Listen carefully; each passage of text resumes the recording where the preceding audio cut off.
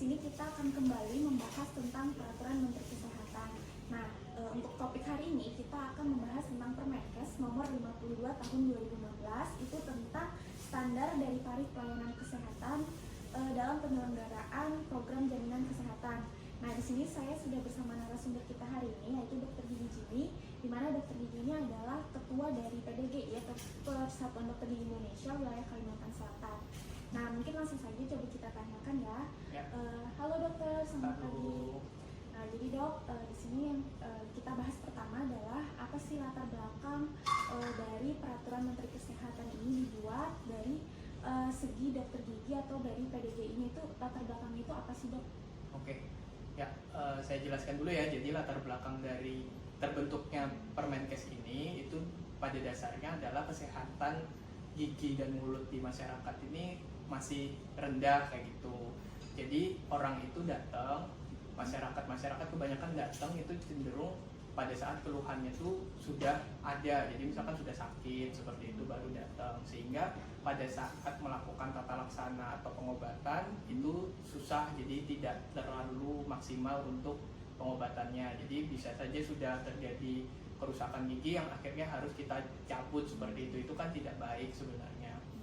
Nah, karena pada dasarnya itu akhirnya sebenarnya tindakan yang paling bagus untuk dilakukan itu sebenarnya tindakan pencegahan gitu. Jadinya sebelum orang itu sakit itu sudah dilakukan tindakan, yaitu bisa preventif atau promotif kayak gitu. Nah, tindakan pencegahan ini itu dilakukan itu adalah yang mendasari terbentuknya Permenkes ini.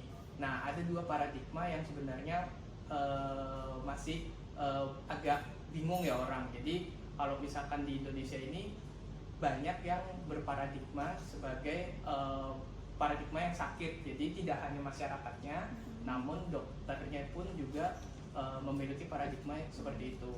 Jadi paradigma sakit ini dalam artian orang itu yang seperti tadi saya jelaskan, orang itu sakit baru datang ke fasilitas kesehatan gitu untuk memeriksakan diri. Nah, paradigma sakit ini kalau pada dokter itu tuh juga salah, karena orang datang, masyarakat datang ke dokter pada saat sakit, lalu dokter periksa, kasih pengobatan, terus habis itu orang bayar, terus orang baru sembuh kayak gitu kan. Jadi semakin banyak orang yang sakit, dokter akan semakin banyak mendapatkan penghasilan atau uang seperti itu. Nah, itu sebenarnya tidak baik. Jadinya dokter itu seperti mengharapkan orang yang sakit kayak gitu datang ke fasilitas kesehatan untuk mendapatkan uang yang banyak. Nah, yang bagus itu adalah paradigma yang satunya, yaitu paradigma sehat. Nah, paradigma sehat ini dia sebelum orang sakit, yaitu tindakan pencegahan. Sebelum orang sakit sudah diberikan pencegahan bersifat promotif atau preventif yang bisa dilakukan oleh dokter-dokter di fasilitas primer seperti itu. Jadi orang itu tidak sakit langsung diberikan edukasi, jadi orang itu tidak sampai sakit seperti itu. Itu sebenarnya yang mendasari Permenkes ini. Ya, jadi lebih ke upaya dokter gigi itu supaya promotif dan preventif. Jadi dari masyarakatnya pun lebih aware atau lebih peduli dengan kesehatannya, sehingga dia menjaga kesehatannya sebelum adanya sakit, dan dokter gigi pun juga lebih mudah untuk melakukan perawatannya. Jadi tidak perlu ketika sudah parah baru dilakukan perawatan seperti itu ya dok? Ya, kayak gitu. Jadi bagaimana sih dok kira-kira para dokter gigi ini melakukan kebijakan dari Permenkes ini? Apakah ada persiapan ataupun ada pelatihan dari pemerintah, mungkin seperti itu bisa dijelaskan ya dok? Ya, jadi kalau persiapan yang dilakukan itu pertama melakukan kredensial. Jadi kredensial itu dokter-dokter gigi itu dinilai. Dia ada beberapa yang dinilai, tapi yang paling penting itu berkas-berkasnya dilengkapi, sudah cukup atau belum. Terus habis itu memahami kondisi wilayah yang dia itu bekerja di mana. Jadi kalau misalkan biasanya kita bilangnya diagnosis komunitas, jadi di area itu apa penyakitnya seperti itu. Terus habis itu pada administrasi sama manajemen tentang keuangannya itu juga harus bekerja lebih ya, karena ini berubah sistemnya itu, jadi sistem keuangannya namanya kapitasi. Terus habis itu juga untuk pelayanan kan tetap harus mutunya juga harus dikembangkan terus supaya mutunya jadi lebih baik seperti itu. Mungkin itu sih yang bisa dipersiapkan seperti itu. Oh iya dok, jadi memang ada faktor-faktor yang memang harus dipersiapkan supaya prosesnya itu berjalan dengan baik dan lancar. Nah tadi kan kata dokter ada disebutkan tentang administrasi atau sistem dari pembayaran jaminan kesehatan ini. Nah tadi dikatakan juga ada sistem kapitasi. Nah mungkin bisa digambarkan dok kira-kira untuk sistem kapitasi itu bagaimana atau bagaimana programnya, prosesnya itu seperti apa ya dok? Ya, jadi sistem kapitasi itu beda sama sistem yang kita jalani biasa. Kalau sistem biasa orang datang bayar gitu. Kalau sistem kapitasi ini dibikin sama pemerintah, jadi di dalam area itu misalkan di suatu desa ada satu dokter, berapa ada orang yang ada dalam situ, dalam desanya itu. Nah itu dihitung per kepala, per orangnya. Jadi kalau misalkan di sini kalau dokter gigi itu per kepalanya 2.000. Jadi kalau misalkan ada 1.000 orang di dalam satu area atau di satu desa atau satu kampung, ya kali aja 2.000 dikali 1.000 seperti itu. Nanti langsung dikasih ke dokternya. Oh jadi sistem kapitasi ini dihitung berdasarkan populasi yang sudah ditentukan untuk seorang dokter gigi. Kemudian pada setiap kepala tadi diberikan pembiayaan itu 2.000. Jadi misalkan ternyata ada 1.000 tadi kata dokter, 1.000 orang dikali 2.000. Ya. Jadi itulah sistem kapitasi yang nanti didapatkan oleh dokter gigi seperti itu. Ya. Ya jadi begitu ya dok. Jadi untuk proses dari pelaksanaan peraturan Menteri Kesehatan ini apakah ada kendala? Nah kendala ini apakah dari peraturannya ataupun kendala dalam pelaksanaannya? Nah, apakah bisa dijelaskan dok bagaimana sih kendala-kendala dalam proses berjalannya peraturan kesehatan ini? Ya, jadi kalau misalkan dalam suatu kebijakan itu pasti ada namanya permasalahan, ada positif, ada negatif. Jadi kalau misalkan dari permasalahan sendiri yang timbul, itu biasanya ada dari permasalahan paket pelayanannya. Jadi kan ini kan dalam kapitasi ini ada paket-paket, kalau misalkan sakit ini paketnya ini kayak gitu. Nah itu tuh dia tidak ada kejelasan dari jumlah tindakannya, misalkan paket untuk scaling gigi kayak gitu, apakah dia setahun misalkan 2 kali, 3 kali, 4 kali, 5 kali kayak gitu, itu tuh nggak tahu ditanggungnya itu berapa kayak gitu. Itu satu. Terus habis itu bisa juga dari obatannya. Jadi kalau misalkan ada orang sakit gigi, giginya berlubang, yang dimasukkan ke dalam BPJS atau JKN ini, itu tuh obat yang mana? Itu apakah semua obat? Tapi yang pasti kan nggak semua obat. Terus habis itu proses rujukan. Jadinya misalkan ada dari fasilitas primer yang tidak mampu kompetensinya untuk melakukan tindakan. Jadi kan harus dirujuk ini kan ke fasilitas yang sekunder. Terus habis itu setelah merujuk, kadang bingung ya, habis itu mereka setelah dilakukan tindakan, perawatannya dikembalikan ke tempat yang primer. Sementara di tempat yang primer ini paketnya sebenarnya juga nggak ada. Mungkin di tempat yang sekunder tidak ada paketnya, di tempat yang primer juga nggak ada paketnya, seperti itu. Jadi itu kerugiannya. Terus bisa juga ada permasalahan dari penetapan besaran dan pembagian kapitasi. Jadi itu contohnya kayak yang orang dokter gigi yang ada beberapa dokter gigi yang maunya itu seperti dokter gigi kalau misalkan dia praktek durasinya lebih lama, misalkan daripada dokter yang lain, dia buka prakteknya lebih lama, itu dananya kalau bisa lebih diberikan lebih, dan orang pesertanya pun diberikan lebih kayak gitu. Jadi dengan dia praktek lebih lama juga dapat dana yang lebih banyak juga dan peserta yang lebih banyak juga. Terus habis itu ada juga dari orang, jadi pemberian peraturan ini dilakukan itu tuh sebenarnya minimal itu yang sudah dihitung oleh pemerintah itu satu orang dokter itu 10.000 peserta. Nah tapi yang terjadi saat ini itu tuh nggak sampai karena orang-orang itu ada yang belum daftar BPJS. Kan targetnya pemerintah harus semuanya tuh, tapi sekarang kan belum mencapai semuanya. Jadi sekarang tuh cuma dari satu dokter itu membawahi 500 sampai 3.000 peserta saja. Nah itu merugikan, dan orang-orang yang datang itu dia lebih apa ya, orang tuh sudah sakit kayak gitu loh, orang sudah sakit datang terus habis itu jadi kan nggak bisa promotif preventif, dia baru daftar pada saat dia sakit gitu, jadinya kan merugi. Jadi pas datang langsung minta obati, nah kayak gitu. Sementara kan dananya itu sebenarnya kan sudah sempit banget kayak gitu, sudah apa pas-pasan banget, orang daftar langsung minta obat kayak gitu. Terus habis itu yang terakhir itu ada yang pihak yang menentukan pendaftaran itu, jadi orang dokter mau daftar jadi orang yang mempraktekkan BPJS juga kayak gitu, bekerja sama dengan BPJS. Nah itu dari pihaknya itu sebenarnya tidak tahu ada berapa sih dokter gigi yang ada di daerah sini kayak gitu, jadinya tidak merata seperti itu.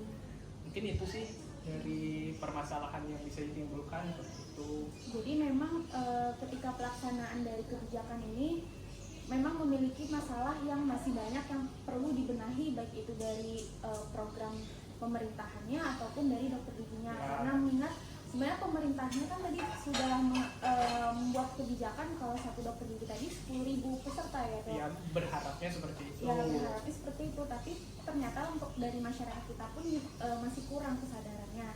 Kemudian juga ketika mendaftar itu sudah memang memiliki penyakit, sehingga ketika dokter giginya memberikan pelayanan, kata dokter tadi, maka pelayanan yang diberikan sudah pelayanan kuratif. Jadi berkebalikan dengan prinsip paradigma sehat tadi ya, yang di awal tadi, yang latar belakang tadi, yang promotif dan juga preventif. Jadi itu jadinya belum ke paradigma itu jadinya itu. Memang banyak sekali ya kendala dalam proses kebijakan ini. Nah kira-kira Dok, untuk biaya kapitasi atau biaya yang diberikan tadi itu apakah sudah sesuai dengan standar yang diberikan? Ya kalau biaya sampai saat ini ya bisa dilihat kan banyak yang orang PDGI, Persatuan Dokter Gigi Indonesia, itu juga menolak dengan BPJS ini kayak gitu. Jadi memang masih belum pas kayak gitu, antara masih rugi lah kalau dari pihak dokter giginya kayak gitu. Jadi sebenarnya belum pas, tapi masih dilakukan penyesuaian lagi juga. Jadi diperbaiki terus ya. Mudah-mudahan aja ke depan bakal terjadi kesepakatan kayak gitu untuk masalah ini. Jadi memang ya belum biaya, untuk masalah biaya belum benar-benar pas, benar kayak gitu. Masih rugi di dokternya gitu kalau dari. Jadi memang untuk biayanya memang masih perlu adanya pembenahan atau penyesuaiannya gitu. Karena memang dari pesertanya pun juga masih belum banyak tadi kata dokter, dan juga peserta tadi banyak yang memang sudah memiliki penyakit, sehingga pelayanan yang diberikan itu adalah pelayanan kuratif yang memang memerlukan biaya yang lebih banyak. Kemudian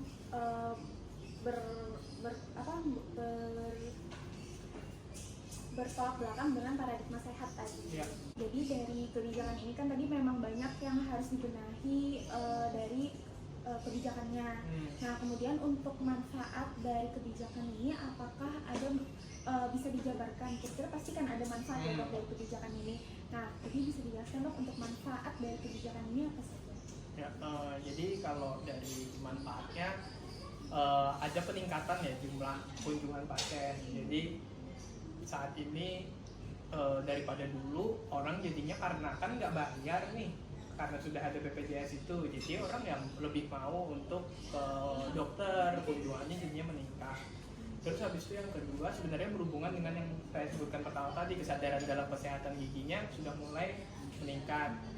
Jadi dengan peningkatan jumlah kunjungan pasien itu kan merefleksikan bahwa oh ini kesadaran giginya, kesehatan giginya jadi sudah meningkat juga gitu, dengan orang itu mau datang ke dokter gigi gitu.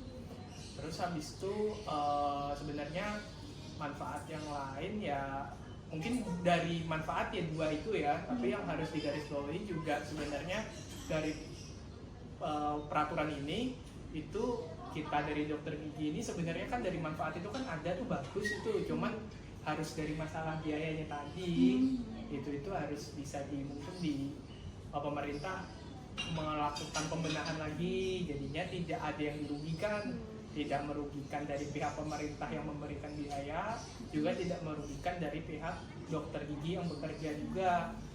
Jadi bisa sama-sama untung.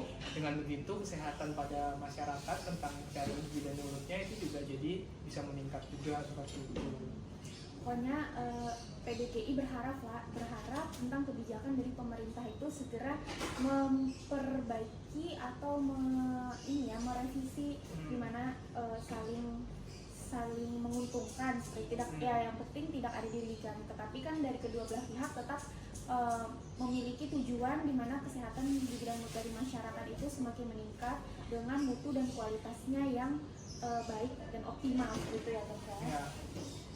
Baik, dari pembahasan kita tadi memang cukup banyak ya Dok ya, dari segi yang menguntungkan dan juga dari segi yang merugikan. Tapi memang dari kebijakan ini intinya adalah kita semua, baik dari pemerintahnya, baik dari dokter giginya, baik dari masyarakatnya, semuanya sama-sama memiliki tujuan yang sama, yaitu saling melindungi, saling peduli, saling bisa meningkatkan kesehatan gigi dan masyarakat, yang tentunya dari ketiga pihak ini harus saling bekerja sama seperti itu Dok. Baik, mungkin dari diskusi kita hari ini, dari pembahasan kita saat ini sudah cukup jelas ya Dok ya. Mungkin nanti kalau teman-teman ada pertanyaan nanti bisa ditanyakan lagi ke kita atau lewat ke dokter bisa lanjut. Mungkin cukup sekian dari acara talk show kita hari ini. Saya ucapkan terima kasih banyak kepada Dokter Gigi. Semoga ilmunya bisa bermanfaat. Semoga kesehatan gigi dan mulut kita bisa menjadi lebih meningkat. Terima kasih Dokter. Ya, terima kasih. Salam sehat. Halo, baik, di sini kita sudah sampai ke penghujung acara hari ini. Saya sebagai pembawa acara hari ini mohon maaf atas kesalahan, baik itu penuturan kata ataupun perbuatan yang dilakukan. Nah, di sini saya akan menyimpulkan dari diskusi kita hari ini, di mana pertama tadi sudah Dr. Gigi katakan bahwa untuk paradigma kita sekarang ini adalah kita berharap, atau para PDGI berharap supaya paradigma yang mulanya adalah paradigma sakit tadi menjadi paradigma sehat. Kemudian juga dari segi dokter giginya juga harus mulai memahami tentang pelayanan sistem JKN, khususnya pembayaran dan kapitasinya. Kemudian dokter gigi juga meningkatkan mutu dan manajemen pelayanan. Kemudian tadi juga kesimpulannya adalah PDGI juga berharap supaya pemerintah lebih merevisi ataupun memperbarui dari sistem jaminan kesehatan nasional ini, khususnya dari pembiayaannya, sehingga dari seluruh pihak itu tidak mengalami kerugian. Kemudian juga kesimpulannya adalah untuk teman-teman ataupun masyarakat di rumah supaya lebih aware atau lebih menjaga dari dan memperhatikan dari kesehatan gigi dan mulutnya, dimana teman-teman bisa daftarkan diri saja untuk mendaftar ke BPJS atau JKN ini, karena jangan sampai ketika sudah ada keluhan atau sudah ada sakit baru mendaftarkan diri seperti itu, karena prinsipnya adalah kita lebih baik mencegah daripada mengobati. Nah, kemudian untuk harapan dari pemerintah supaya meningkatkan akses masyarakat itu terhadap pelayanan kesehatan gigi dan mulut di pada area jaminan kesehatan nasional ini, seperti itu. Mungkin cukup untuk pertemuan kita hari ini. Semoga kita bisa bertemu lagi di lain kesempatan. Wassalamualaikum warahmatullahi wabarakatuh.